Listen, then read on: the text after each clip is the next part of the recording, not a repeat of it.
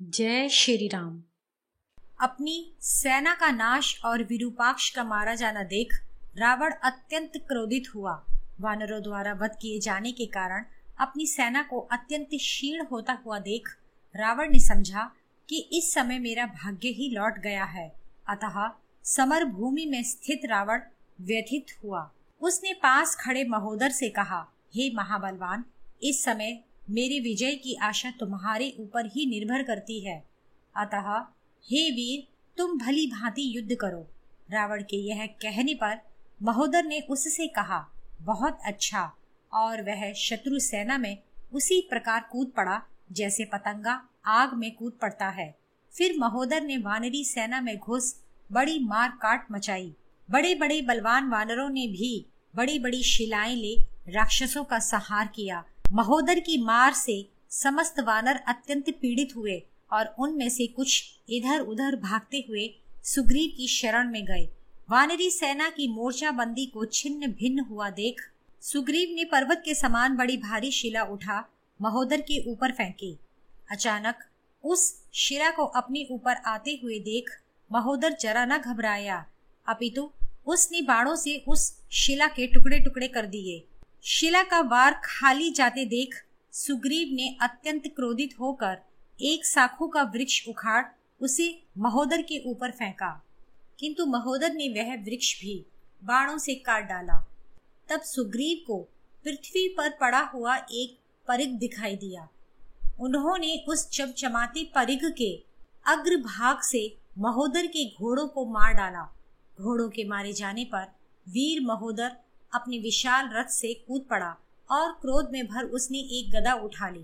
फिर सुग्रीव परिघ से और महोदर गदा से भयंकर युद्ध करने लगे। जब महोदर ने गदा सुग्रीव के ऊपर चलाई तो सुग्रीव ने उस गदा को अपने परिघ से रोका, किंतु परिघ गदा से टकराकर टूटकर पृथ्वी पर गिर पड़ी। फिर सुग्रीव ने पृथ्वी पर पड़ा लोहे का बड़ा मूसल ले लिया और उन्होंने गदा के ऊपर चलाया। तब मूसल और गदा आपस में टकराकर दोनों ही टूटकर नीचे गिर पड़े। दोनों के अस्त्र टूटने पर वे दोनों एक दूसरे को घूंसों थप्पड़ों से मारने लगे और एक दूसरे को उठा उठा कर पटकनी दे रहे थे। इस प्रकार बहुत देर तक दोनों बाहु युद्ध करते करते थक गए और उन्होंने युद्ध बंद कर दिया। फिर अत्यंत फुर्तीले महोदर ने वहां पड़ी हुई तलवार व ढाल उठा ली। तब सुग्रीव ने भी तलवार और ढाल उठा ली। फिर दोनों युद्ध करने लगे। युद्ध करते करते महोदर ने बड़े जोर से सुग्रीव की बड़ी ढाल पर तलवार से प्रहार किया, किंतु जब वह अपनी तलवार खींचने लगा तब उस ढाल में वह उलझ गई। तब सुग्रीव ने अपनी तलवार से महोदर के सिर को काट डाला। उसके कटे सिर को धरती पर पड़ा देख राक्षसी सेना वहां खड़ी न रह सकी। महोदर को मारकर सुग्रीव सेना सहित गरजे। यह देख रावण बहुत क्रोधित हुआ, किंतु श्री राम जी हर्षित हुए। सुग्रीव के इस प्रकार इस युद्ध में विजय लक्ष्मी प्राप्त करने पर आकाश में स्थित देवता, यक्ष, गंधर्व आदि तथा पृथ्वी पर समस्त प्राणी हर्षित हो सुग्रीव की प्रशंसा करने लगे। महोदर के मारे जाने पर रावण क्रोध में भर सुग्रीव को घूरने लगा और अंगद की वानरी सेना को बाणों से क्षुब्ध करने लगा। वह मुख्य मुख्य वानरों के सिर बाणों से काट काट कर ऐसे गिरा रहा था जैसे हवा डालियों से फलों को गिराती है। बाणों से वह किसी के कंधे, किसी की बाह छिन्न भिन्न कर रहा था। तब महापार्श्व की बाण वर्षा से वानर लोग पीड़ित हो रहे थे। यह देख अंगद ने एक लोहे के परिघ को उठा लिया और उसे महापार्श्व के ऊपर चलाया। उस परिघ के प्रहार से महापार्श्व मूर्छित हो सारथी सहित पृथ्वी पर गिर पड़ा। इतने में जामवान ने क्रोध में भर पर्वत की बड़ी भारी शिला ले ली। उससे महापार्श्व के घोड़ों को मार रथ को चूर चूर कर डाला। कुछ क्षण मूर्छित रहकर महाबली महापार्श्व सचेत हुआ। तब उसने बहुत से बाण मारकर अंगद को घायल किया। फिर उसने जामवान के 3 बाण और गवाक्ष के भी कई बाण मारे। दोनों को इस बाण पीड़ा से व्यथित देख अंगद ने एक परिघ उठाया और उसे बड़े वेग से महापार्श्व के वध के लिए उसके ऊपर फेंका, किंतु वेग से छोटे उस परिघ से महापार्श्व के हाथ से धनुष बाण छूटकर नीचे गिर गए और उसका मुकुट भी गिर गया। तब अंगद ने झपट कर उसके समीप जा उसकी कनपटी में जहाँ कुंडल लटक रहा था एक थप्पड़ जमाया।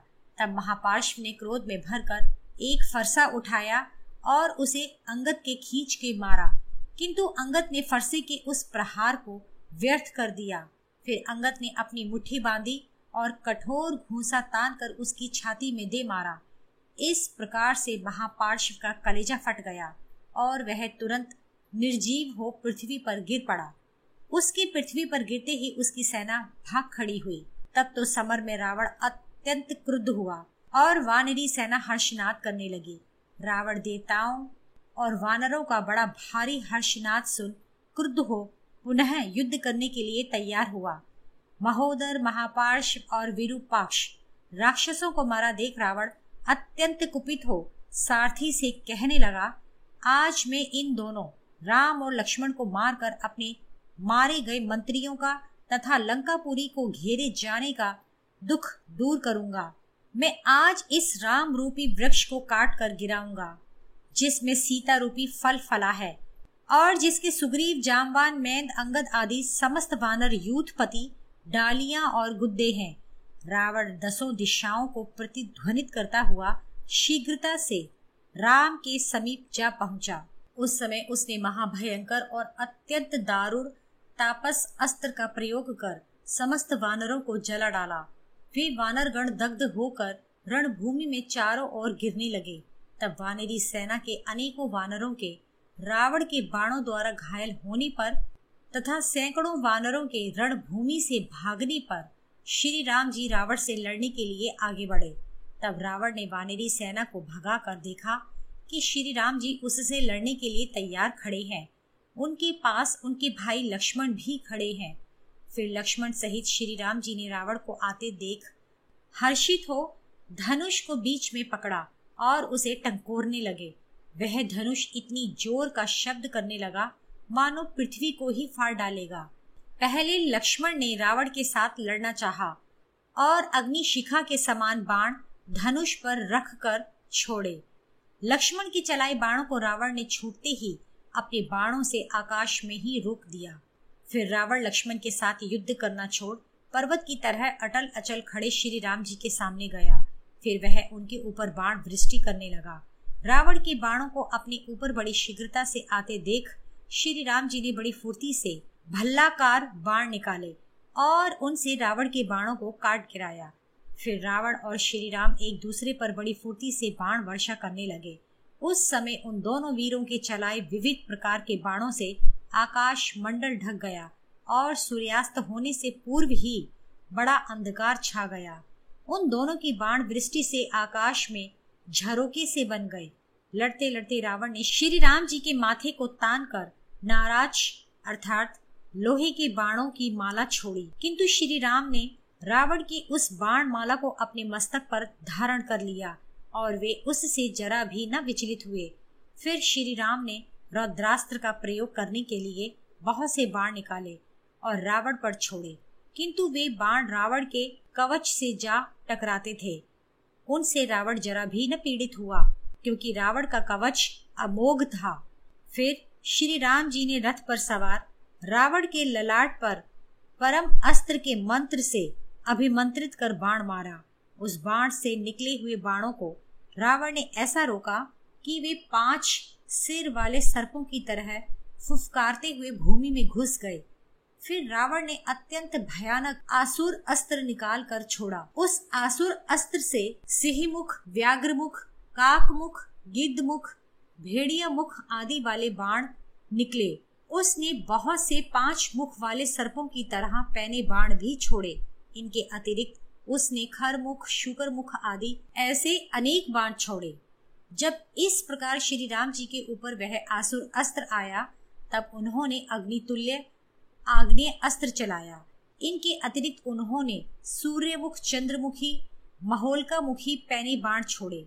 श्री राम जी के इन छोड़े हुए बाणों से रावण के भयानक बाण आकाश में टकराकर नष्ट भ्रष्ट हो गए थे। फिर भी उनसे हजारों वानर व राक्षस मारे गए थे।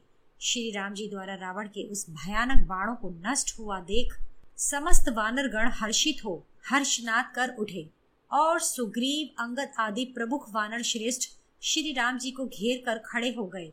अपनी बाणों को नष्ट हुआ देख रावण ने अत्यंत क्रोधित हो एक दूसरा भयानक अस्त्र, जिसका नाम रौद्रास्त्र था, श्री राम जी पर छोड़ा। रावण के उस अस्त्र से वज्र के समान दारूण, शूल, गदा, मूसल, मुदगर आदि तीक्ष्ण शस्त्र बड़े वेग से निकले, किंतु श्री राम ने रावण के रौद्रास्त्र को गांधर्व अस्त्र से नष्ट कर डाला। तब रावण ने सौर अस्त्र छोड़ा।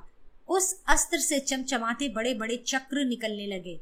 उन चक्रों से सारा आकाश प्रकाशित हो गया, किंतु श्री राम ने अपने बाणों से रावण के उन समस्त चक्रों को तथा अन्य विचित्र अस्त्रों को काट डाला। अपने बाणों को नष्ट हुआ देख रावण ने 10 बाण मारकर श्री राम जी के समस्त शरीर को वेध डाला। उन बाणों से श्री राम जरा भी न विचलित हुए। फिर श्री राम जी ने अत्यंत क्रुद्ध हो बहुत से बाण मारकर रावण के शरीर को बींध डाला। इस बीच लक्ष्मण ने क्रोध में भरकर 7 बाणों से रावण की मनुष्य सिर चिन्हित ध्वजा को काट डाला। फिर उन्होंने रावण के सारथी का सिर काट डाला। फिर लक्ष्मण जी ने 5 पैनी बाणों से रावण का धनुष भी काट डाला। इतने में विभीषण ने कूदकर गदा से रावण के नीले रंग के पर्वत के समान विशालकाय घोड़ों को भी मार डाला। फिर रावण ने रथ से बड़ी फुर्ती से क्रोध में भरकर विभीषण के ऊपर बर्छी फेंकी, किंतु बर्छी को बीच ही में लक्ष्मण ने 3 बाण चलाकर काट डाला।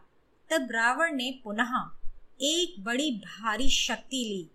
वह शक्ति चंदन आदि से पूजित थी और बहुत चमक रही थी। तब रावण ने उसे पुनः विभीषण पर चलाना चाहा। इतने में उस शक्ति द्वारा विभीषण के प्राण संकट में देख लक्ष्मण उनको बचाने के लिए स्वयं विभीषण के सामने जा खड़े हुए और धनुष पर बाण चढ़ाकर शक्ति लिए हुए रावण के ऊपर बाणों की वर्षा करने लगे। लक्ष्मण जी के बाणों की मार से रावण ऐसा घबराया कि उसने अपने भाई विभीषण के वध की इच्छा त्याग दी। फिर रावण लक्ष्मण से बोला, हे सराहनीय बलशाली लक्ष्मण, तूने इस शक्ति से विभीषण को तो बचा लिया, इसलिए अब यह शक्ति मैं तेरे ऊपर छोड़ता हूँ। मेरे हाथ से छूटी यह शक्ति तेरे कलेजे को चीर कर तेरे प्राण ले जाएगी। यह कहकर उस शक्ति को रावण ने अत्यंत क्रोध में बड़े जोर से लक्ष्मण के ऊपर फेंका। वेग से फेंकी गई वह शक्ति लक्ष्मण जी की छाती में जा लगी। उस समय उस शक्ति को लक्ष्मण जी के ऊपर गिरते देख श्री राम जी बोले, लक्ष्मण का मंगल हो, यह शक्ति निष्फल हो जाए। किंतु उस शक्ति के लगने से लक्ष्मण का कलेजा फट गया और वे पृथ्वी पर गिर पड़े। लक्ष्मण की इस दशा को देख पास खड़े श्री राम बहुत उदास हो गए। कुछ देर तक आंखों में आंसू भरे हुए सोचते रहे कि क्या करना चाहिए। फिर उन्होंने विचारा कि यह समय विषाद करने का नहीं है और वे फिर से युद्ध करने के लिए तैयार हो गए। उन्होंने लक्ष्मण को बड़े ध्यान से देखा।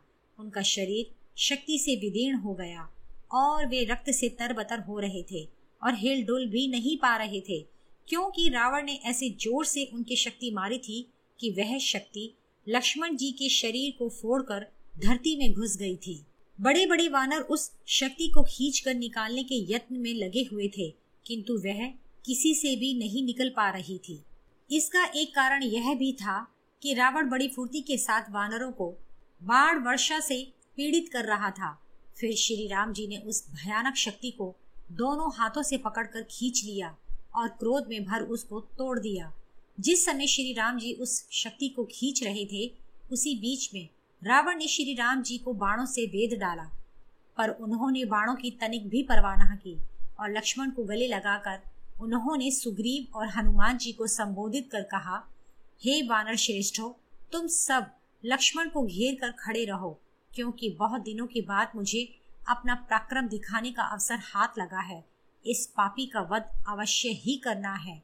मैं तुम लोगों के सामने प्रतिज्ञा पूर्वक सत्य सत्य कहता हूँ कि इसी समय तुम लोग इस संसार को या तो बिना रावण के या बिना राम के देखोगे। देखो, राजा का नाश, वन का वास और दंडक वन में मारे मारे फिरना, फिर सीता का हरण तथा राक्षसों का समागम, इन सब से मुझे बड़ा दुख और नर्क के समान कलेश हुआ है।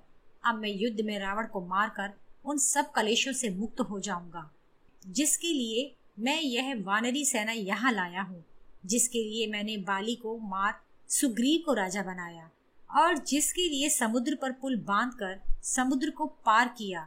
वह पापी रावण आज मेरी आंखों के सामने खड़ा है। अब मेरे सामने से यह जीवित नहीं बच सकता।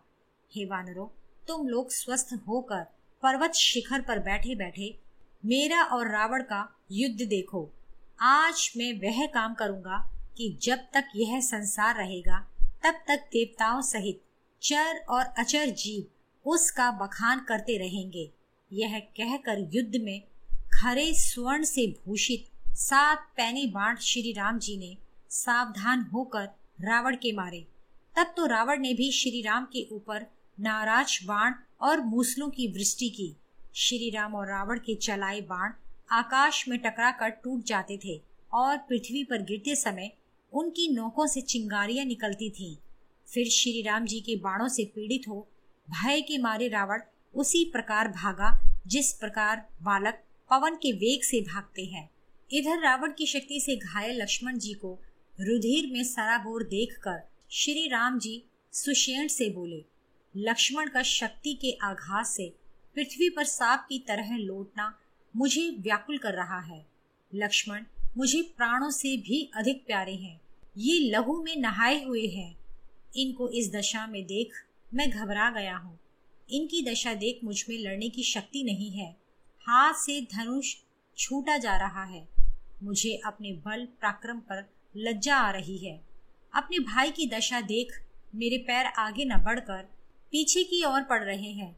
मेरी चिंता उग्र रूप धारण कर बढ़ती ही चली जा रही है।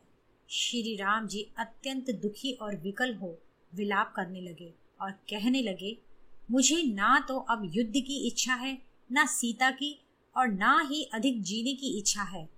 मृत से लक्ष्मण को समर भूमि में धूल में पड़ा हुआ देख मैं अब अयोध्या का राज्य लेकर और जीकर क्या करूंगा।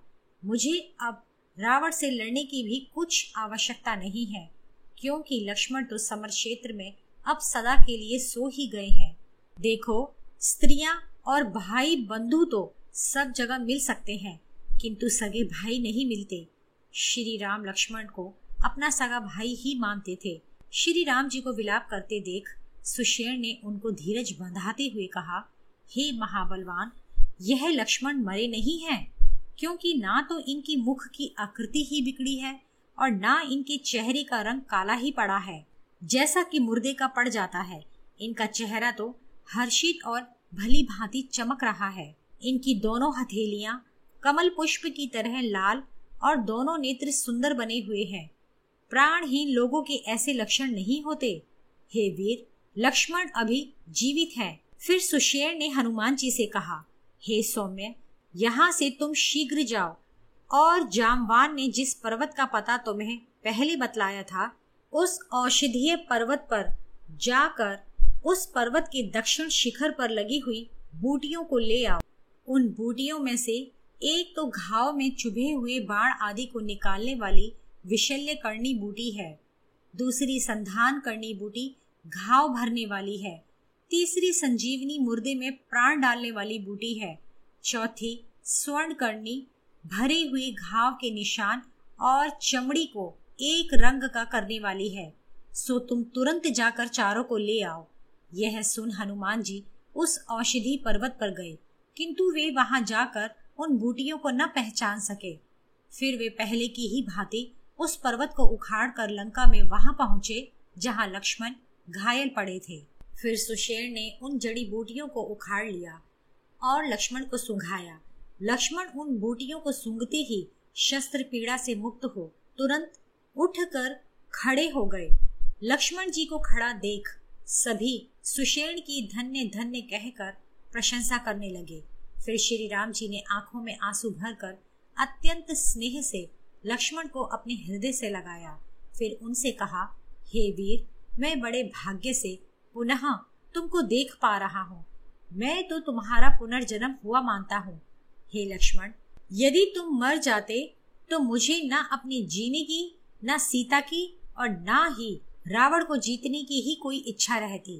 तब उदास हो लक्ष्मण ने धीमे स्वर से ये वचन कहे, हे पराक्रमी, पहले आपने एक प्रतिज्ञा की थी कि आप रावण का वध कर विभीषण को लंका का राज्य दिलवाएंगे, और अब पुरुषार्थहीन ओछे लोगों की तरह ऐसी बात कहना उचित नहीं। हे भाई, श्रेष्ठ जन जो एक बार प्रतिज्ञा कर लेते हैं उसे वे कभी भंग नहीं करते। मेरे पीछे या मेरे लिए निराश हो जाना उचित न था। आज आप रावण का वध कर अपनी प्रतिज्ञा पूरी कीजिए। मैं तो यह चाहता हूँ कि सूर्य के अस्त होने के पूर्व ही इस दुरात्मा रावण को शीघ्र मार दिया जाए। हे वीर, यदि युद्ध में रावण का वध कर आप अपने को सत्य प्रतिज्ञ कहलाना चाहते हैं, यदि आप जानकी का उद्धार करना चाहते हैं, तो आप मेरे कथनानुसार शीघ्र कार्य कीजिए। लक्ष्मण के ये वचन सुन श्री राम जी ने धनुष पर बाण चढ़ाया और समस्त सेना के सामने ही रावण के ऊपर छोड़ा। इस बीच रावण दूसरे रथ पर सवार हो श्री राम जी की ओर दौड़ा। रथ में बैठा रावण श्री राम जी के ऊपर भयानक बाणों की वर्षा करने लगा। श्री राम जी ने भी बड़ी सावधानी से रावण को घायल किया, किंतु भूमि पर खड़े श्री राम जी का और रथ में सवार रावण का युद्ध आकाश में स्थित देवताओं, गंधर्वों और दानवों के अनुसार बराबरी का नहीं था।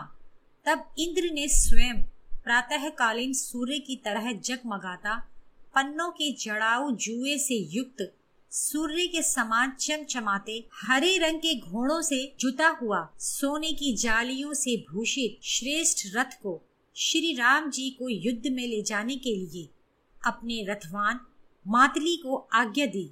तब मातली उस रथ पर सवार हो स्वर्ग से नीचे उतरकर श्री राम जी के पास आया। हाथ में चाबुक लिए रथ पर सवार इंद्र के सारथी मातली ने हाथ जोड़कर श्री राम जी से कहा, हे पराक्रमी महाराज, देवराज इंद्र ने आपकी विजय प्राप्ति के लिए यह रथ भेजा है। यह इंद्र का बड़ा धनुष है। यह अग्नि के समान दमकता हुआ कवच है। सूर्य की तरह चमचमाते ये बाण है और यह चमचमाती अत्यंत पैनी शक्ति है। हे वीर, आप इस रथ पर सवार होकर रावण का वध कीजिए।